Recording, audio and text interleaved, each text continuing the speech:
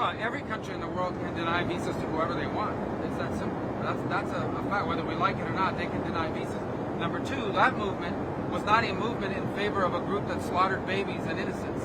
That's not what that movement. There were people that were complaining because there was no democracy. But I mean, and they were upset about the direction Hong Kong was headed and the Chinese law that was being imposed. But every country in the world has a right to deny you a visa. I'm not entitled to a visa. You're not entitled to a visa. Nobody here is entitled to a visa in any other country. They can determine it and they can revoke it at any time they want. Now, I think it's important. There's a clear distinction between protesting against the democratic order and protesting in favor of groups that advocate the slaughter and murder of innocent people, which is what many of these groups are supportive of. Beyond that, these groups are not just taking over. These are not sit-ins we're talking about. We are talking about buildings that have been vandalized, defaced, where they for months on end, and in some cases, we're just not going to continue to allow. I don't understand what people don't get. A visa is a gift. It's a voluntary thing. We decide to give you a visa. We deny visas all over the world every day for a variety of reasons, and that means we can also revoke those visas. No one's entitled to a visa. I guess some of the examples have come up, like the student at Tufts University, like all they did was write an op-ed for a student newspaper advocating for a certain group. They're not, as far as we can tell, they haven't openly advocated for Hamas. Well, we will, those, as they go, if they seek to self-deport, they can do that, because that's what we've done. We're basically asking them to leave the country. That's why they've been detained. They can do so tomorrow, buy an airplane ticket and leave. It's no problem. But I would add to this that I would caution you against solely going off of what the media has been able to identify.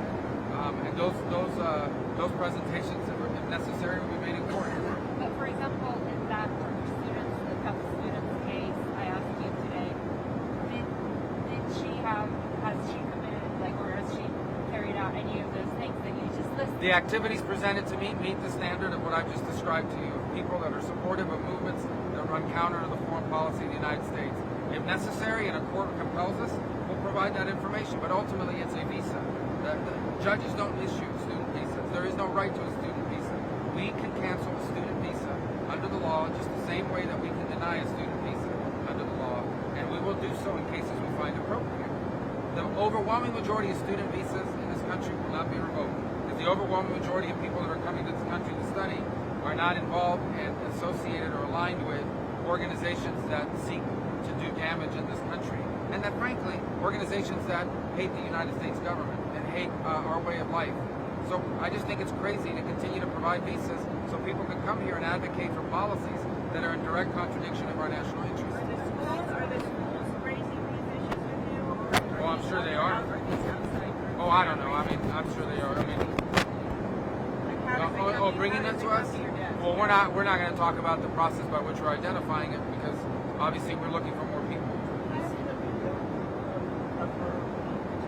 I haven't. But look, detention is simple. Your visas expire, your visa's revoked, you have to leave. But it's 6 hood figures of mass who won't identify themselves until they've already grabbed the race. Yeah, I mean, unfortunately, our agents, that's a DHS or ICE, so I don't know what their practices are, but our agents have had to protect their identity because they've found themselves targeted for violence, targeted for operations against them. I would say most of these protesters are wearing masks too, and they're not in law enforcement.